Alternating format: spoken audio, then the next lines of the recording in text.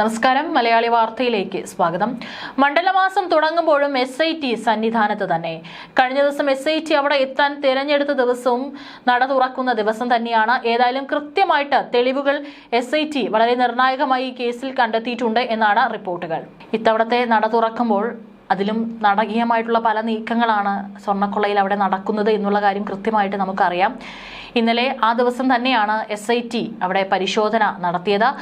Sabarimala കൊള്ളയിൽ സന്നിധാനത്തെ SIT നടത്തിയ ശാസ്ത്രീയ പരിശോധന പൂർത്തിയായിരിക്കുന്നു എന്നാണ് റിപ്പോർട്ടുകൾ. ഇന്ന് പുലർച്ചെയാണ് പരിശോധന അവസാനിച്ചത്. കഴിഞ്ഞ ദിവസം മുതൽ അവിടെ പരിശോധന നടക്കുകയാണ്. പുലർച്ചെ വരെ നീണ്ടു നിൽക്കുന്ന പരിശോധനയാണ് ശബരിമലയിൽ അന്വേഷണ സംഘം നടത്തിയിരിക്കുന്നത്.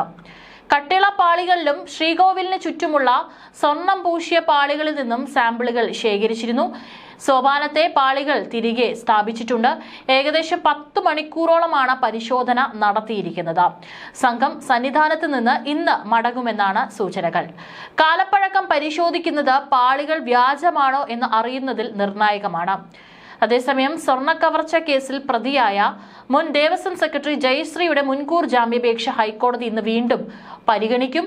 ജയശ്രീയുടെ അറസ്റ്റ് സിംഗിൾ ബെഞ്ച് തൽക്കാലത്തേക്ക് തടഞ്ഞിട്ടുണ്ട്. സ്വർണ്ണക്കൊള്ളയിൽ പങ്കില്ലെന്നും മേലുദ്യോഗസ്ഥ നിർദ്ദേശം അനുസരിച്ച് ഫയലിൽ ഒപ്പിടുക മാത്രമാണ് ചെയ്തെന്നുമാണ് ഹർജിയിലെ പ്രധാന വാദം. ആരോഗ്യ പ്രശ്നങ്ങളെ തുടർന്ന് ചികിത്സയിലാണെന്നും ജാമ്യം അനുവദിക്കണമെന്നുമാണ് ആവശ്യം. സ്വർണ്ണക്കൊള്ളയിൽ ശാസ്ത്രീയ പരിശോധനയ്ക്കായി പ്രത്യേക അന്വേഷണ സംഘം ശബരിമല സന്നിധാനത്തെ പാളികളിലെ സ്വർണ്ണ സാമ്പിളുകൾ ശേഖരിച്ചിട്ടുണ്ട്. 1998 വിജയ് മല്യയുടെ UB ഗ്രൂപ്പ് സ്വർണം പൊതിഞ്ഞു നൽകിയതും അതിനുശേഷം 2019 ഉണ്ണികൃഷ്ണൻ പോറ്റിയെ കൊണ്ട് സ്വർണം പൂശിച്ചതും തമ്മിലുള്ള വ്യത്യാസം കണ്ടെത്തുകയാണ് പരിശോധനയുടെ ഏറ്റവും പ്രധാന ലക്ഷ്യം. സ്വർണ്ണക്കേസിൽ കുറ്റക്കാർക്കെതിരെ ശക്തമായ തെളിവുകൾ ശേഖരിക്കാനാണ് ഹൈക്കോടതിയുടെ നിർദ്ദേശപ്രകാരം സാമ്പിൾ ശേഖരിച്ചത്. അതാണ് ഈ കേസിൽ ഏറ്റവും നിർണായകമായിരിക്കുന്നത്. പരിശോധനയുടെ ഫലം പ്രത്യേക സംഘം കോടതിയെ അറിയിക്കും. ഇന്നലെ ഉച്ചപൂജയ്ക്ക് തന്ത്രി കണ്ഠര് മഹേഷ് മോഹനരുടെ കാർമ്മികത്വത്തിൽ ദേവന്റെ അനുജ്ഞ വാങ്ങിയായിരുന്നു തുടക്കം. SP ശശീന്ദ്രന്റെ നേതൃത്വത്തിലുള്ള പ്രത്യേക അന്വേഷണ സംഘം ശബരിമലയിലെ സ്പെഷ്യൽ കമ്മീഷണർ R ജയകൃഷ്ണൻ എന്നിവരുടെ സാന്നിധ്യത്തിലായിരുന്നു പരിശോധന. സ്വർണം, ചെമ്പ് എന്നിവയുടെ മൂല്യവും കാലപ്പഴക്കവും തിരിച്ചറിയാൻ വിദഗ്ധൻ അനു അനന്തനെയും എത്തിച്ചിരുന്നു. ശ്രീകോവിലിന്റെ തെക്ക് പടിഞ്ഞാറ് വശത്തെ മൂലയിലുള്ള സ്വർണ്ണപ്പാളി ആദ്യം ഇളക്കിയെടുത്തു. പിന്നീട് 3 മൂലയിലെയും കൂടി ഇളക്കി. 1998 വിജയ് മല്യയുടെ UB ഗ്രൂപ്പ് ശ്രീകോവിലിൽ സ്വർണം പൊതിഞ്ഞതിന്റെ സാമ്പിൾ ശേഖരിക്കാനായിരുന്നു ഇത്. പിന്നീട് 2019 ഘടിപ്പിച്ച കട്ടിളപ്പാളി ഇളക്കിയെടുത്ത് തൂക്കം നോക്കി. കേസിൽ ഉൾപ്പെട്ട ഭാഗത്തിന്റെ വിസ്തീർണം പ്രത്യേകം രേഖപ്പെടുത്തി. ദ്വാരപാലക ശില്പങ്ങളിലെയും കട്ടിളയിലെയും ചെമ്പുപാളികളുടെയും സാമ്പിൾ ശേഖരിച്ചു.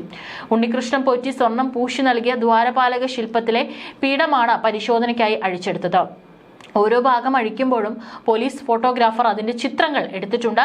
ലീഗൽ മെട്രോളജി ഉദ്യോഗസ്ഥരാണ് ഇവയുടെ തൂക്കം പരിശോധിച്ച് രേഖപ്പെടുത്തിയ ശേഷം ശാസ്ത്രീയ പരിശോധനയ്ക്കായി എക്സിക്യൂട്ടീവ് ഓഫീസിന് സമീപം ദേവസ്വം ബോർഡ് പ്രസിഡന്റിന്റെയും അംഗങ്ങളുടെയും മുറിയിലാണ് ശാസ്ത്രീയ പരിശോധനയ്ക്കുള്ള ലാബ് ക്രമീകരിച്ചിരുന്നത്.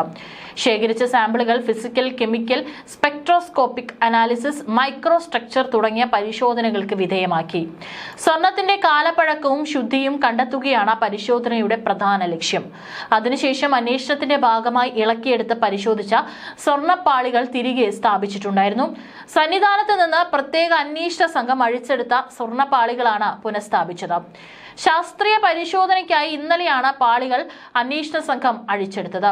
അതേസമയം SIT ഇന്ന് സന്നിധാനത്ത് നിന്ന് മടങ്ങും. ശാസ്ത്രീയ പരിശോധനയ്ക്കായി ശ്രീകോവിലിൽ സ്ഥാപിച്ചിട്ടുള്ള സ്വർണ്ണപാളികളിൽ നിന്നെല്ലാം സാമ്പിളുകൾ ശേഖരിച്ച് പരിശോധിച്ചതിന് ശേഷമാണ് SIT സന്നിധാനത്ത് നിന്ന് ഇന്ന് മടങ്ങുന്നത്. ഹൈക്കോടതിയുടെ നിർദ്ദേശത്തെ തുടർന്ന് താന്ത്രിക അനുമതിയോടെയായിരുന്നു പരിശോധന.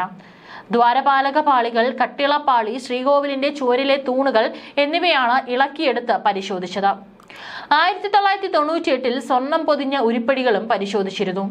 അതേസമയം ശബരിമല സ്വർണ്ണക്കൊള്ള കേസിൽ മുൻ Thiruvithamkoor Devaswom board president N വാസുവിനെതിരെയും ഒരു വകുപ്പ് കൂടി ചുമത്തിയിരുന്നു. അഴിമതി നിരോധന നിയമപ്രകാരമുള്ള വകുപ്പാണ് ചേർത്തത്. കട്ടിളപ്പാളി കേസിലാണ് ഈ വകുപ്പ് ചേർത്തത്. ഉണ്ണികൃഷ്ണൻ പോറ്റി ഒഴികെയുള്ളവർക്ക് ഈ വകുപ്പ് ബാധകമാണ്. ദ്വാരപാലക കേസിലും ഈ വകുപ്പ് ചേർക്കാൻ ആലോചനയുണ്ട്. വാസുവിനെതിരായ കേസ് കൊല്ലത്തെ വിജിലൻസ് കോടതിയിലേക്ക് മാറ്റിയേക്കും. കേസിൽ മുൻ Thiruvithamkoor Devaswom board president A പത്മകുമാറിനെ കസ്റ്റഡിയിലെടുത്ത് ചോദ്യം ചെയ്യാനുള്ള നീക്കവും പ്രത്യേക അന്വേഷണ സംഘം ആലോചിക്കുന്നുണ്ട്. ചോദ്യം ചെയ്യലിന് ഹാജരാകാൻ ആവശ്യപ്പെട്ടാണ് നോട്ടീസ് നൽകിയിട്ടും ഹാജരാകാത്തതിനെ തുടർന്നാണ് ഇത്തരമൊരു നീക്കത്തെക്കുറിച്ച് അന്വേഷണ സംഘം ആലോചിക്കുന്നത്. കേസിൽ ഉണ്ണികൃഷ്ണൻ പോറ്റിക്ക് പുറമെ ദേവസ്വം ബോർഡ് മുൻ കമ്മീഷണറും മുൻ പ്രസിഡന്റുമായ എൻ വാസു, മുൻ അഡ്മിനിസ്ട്രേറ്റീവ് ഓഫീസർ മുരാരി ബാബു, മുൻ എക്സിക്യൂട്ടീവ് ഓഫീസർ സുധീഷ് കുമാർ എന്നിവർ റിമാൻഡിലാണ്. മറ്റു പ്രതികളെ ഇതുവരെ അറസ്റ്റ് ചെയ്തിട്ടില്ല. ശാസ്ത്രീയ തെളിവുകളുടെ അടിസ്ഥാനത്തിലാകും ഇനിയുള്ള പ്രതികളെ പ്രത്യേക സംഘം ചോദ്യം ചെയ്യുക. ശബരിമല സ്വർണ്ണക്കൊള്ള കേസിൽ 6ാം പ്രതിയും മുൻ അഡ്മിനിസ്ട്രേറ്റീവ് ഓഫീസറുമായ ചെമ്പഴന്തി സ്വദേശി എസ് ശ്രീകുമാർ നൽകിയ മുൻകൂർ ജാമ്യാപേക്ഷയിലും ഹൈക്കോടതി സർക്കാരിന്റെ വിശദീകരണം തേടി.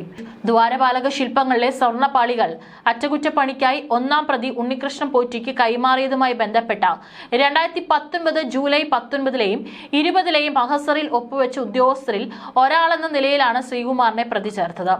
മേലുദ്യോഗസ്ഥരുടെ നിർദ്ദേശപ്രകാരം സ്വർണ്ണപ്പാളികൾ തിരിച്ചെത്തിയപ്പോൾ മഹസറുകളിൽ സാക്ഷിയായി ഒപ്പിടുകയായിരുന്നുവെന്നും ഹർജിയിൽ അറിയിച്ചു. തിരുവനന്തപുരം പ്രിൻസിപ്പൽ ജില്ലാ കോടതി മുൻകൂർ ജാമ്യം നിഷേധിച്ചതിനെ തുടർന്നാണ് ഹൈക്കോടതിയെ സമീപിച്ചത്. ഹർജി ഡിസംബർ 1 വീണ്ടും പരിഗണിക്കും.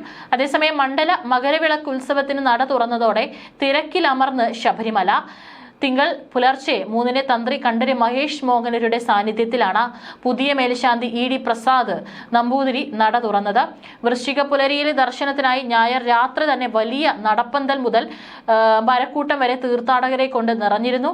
ഇവർക്ക് ഔഷധ വെള്ളവും ബിസ്ക്കറ്റും നൽകി. സുരക്ഷാ സംവിധാനം ഒരുക്കി പോലീസും മുൻപന്തിയിലുണ്ട്. 1 ലക്ഷത്തോളം പേർ ദർശനം നടത്തിയതായാണ് ഔദ്യോഗിക കണക്ക്. വെർച്വൽ ക്യൂ വഴി 70,000 പേർക്ക് പ്രവേശനമുണ്ടായിരുന്നു. 18ാം പടിയിൽ മിനിറ്റിൽ 90 പേരെ വീതമാണ് കടത്തിവിട്ടത്. പമ്പയിലും തീർത്ഥാടകർക്ക് വിപുലമായ സൗകര്യങ്ങളാണ് ദേവസ്വം ബോർഡും സർക്കാരും ഒരുക്കിയിരിക്കുന്നത്.